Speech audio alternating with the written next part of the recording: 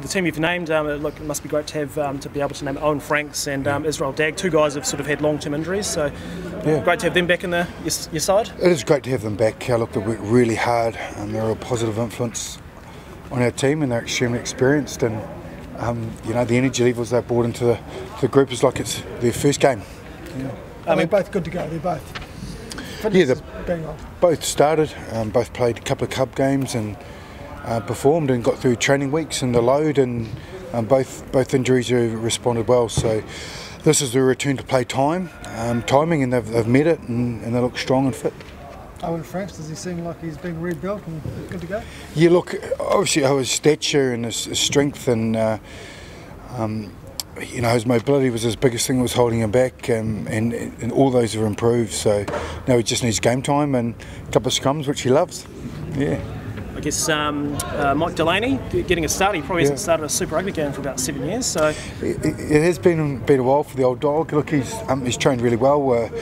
He manages his body really well, and it's a chance for us to see what he's got. And we trust all our 310s, and Richie's back the week after. So it's great. It's great depth for us, and it's been a while since we've had a few selection issues, and they're coming now, which is great as a coach. That's what you want. It means your squad's fit, and we've got people on form.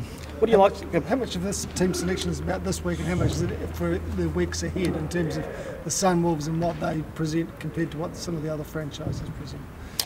Oh, look, it's great to rest a guy like Sam Whitelock, who's been a captain, played some great minutes and played great footy, and give him a 2-week clear window with the bye.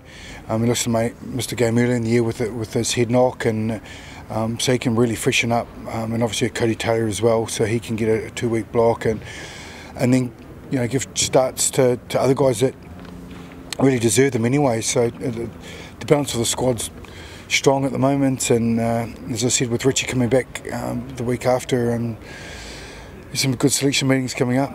Is that same scenario with David Havili in terms of Sam and Cody? Correct. Dave's had their highest minutes, him and George Bridge. So for us to give a little bit of depth at fullback, Bridgie gets to play there. That makes room for Dagger to just ease back on the wing, and then we've got a Will Jordan coming back as well, who's really exciting. So the depth in the back three is really strong, and Will make his return to play through New Zealand Under-20s campaign. Ethan Blackadder, played with his old man. Tell us about him. This is his first game for the Crusaders? Absolutely, chip off the old block, old Ethan Blackadder of the old man. Look, it's his debut, and we wanted to start him and give him the full week to prepare, and he's the most diligent man you'll come across. His work ethic's incredible. Switching off's probably his biggest work on, because he just loves it, and he's a great team man, so here's his opportunity. What do you like about him? I know with Tasman, they just played him every game, and he was just mental in that sort of forward pack. He seems like he just doesn't switch off. Just like his old man, uncompromising, ruthless, just goes at it, goes hard. So, and look, he's training really well, and now's his opportunity. Is there a sense that this is a relatively untried combination? Is that a concern for you, that there are so many new faces in there, or do you feel like the preparation's been pretty good?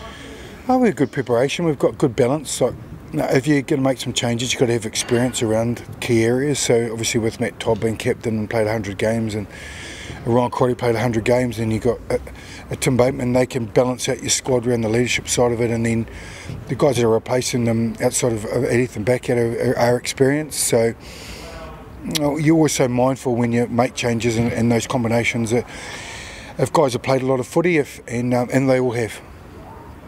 Kieran Reid, can you tell us about him? Apparently he's going to be out for the June test window, is that right? Can you just update us on where he's at?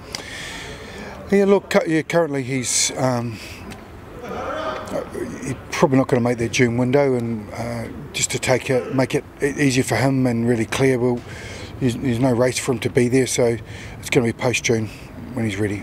Do you know where he's at though? Is he just a bit behind schedule, or is he just having a bit of trouble? Or is well, backs take 6 to 12 months after those surgeries, so I had the surgery late last year, so he's still on track around that period of time. You just don't know with backs. That's the biggest thing. Look, might have been a bit earlier, but it hasn't worked that way. So it's a push to go for June at this stage. Yeah.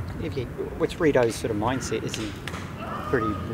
He's positive about it, Razor, or does he just accept this as the way it's going to be? Oh, look, it's an injury. He's a player that's played a hell of a lot of footy. When he's right, he could probably just run out there and play and be man of the match. He's got that ability and that instinct and experience. So for him, he's just got to get himself right. And it is a back. You don't rush back. It's a, you know, the nerves going back and get some strength in that calf. And look, he's starting to run better. He is progressing. And we're just as hopeful as him. It's sooner than later, but it's just one of those things. It's just time. Just earlier in the week, Jason Ryan said you were hoping to get a scan on Joe Moody's finger, another All Black. Look, yeah, Joe's going to be probably 3 to 4, maybe at worst 6 weeks from that little finger break. So he's 2 weeks in already. He's coming on to 3. So you know, look, in the next 2 or 3 weeks, he could potentially be out there again. Okay. Just going back to the Sunwolves, Owen sort of made quite a statement and said if you take these guys, you know, you're expected to beat them. If you take them too lightly, you can end up smacking you in teeth. I think that was his quote. As a coach, do you actually need to reinforce that, or do you hope that's reinforced because you've made so many changes and there's guys keen to get into action? Well, the energy that you bring is really critical, and we know the Sunwolves can light it up. They play a lot of fast tempo, very Highlanders-like, as you could imagine, with the coaching staff. They create a lot of opportunities and got some dangerous wings. So we understand their season get turned around pretty quick if he can knock over the champions. So our boys are really clear. And I think the big thing now, everyone's fighting for positions. We've got depth in our squad. That'll bring that energy required on Saturday night, and you know, we're tough to beat at home, and we want to keep it that way. Richie Moanga, would he play club footy this weekend? No. So once he's cleared, he will, which is next week at this stage. And we'll make a call if he's going to play club rugby or play against the Brumbies. Yeah.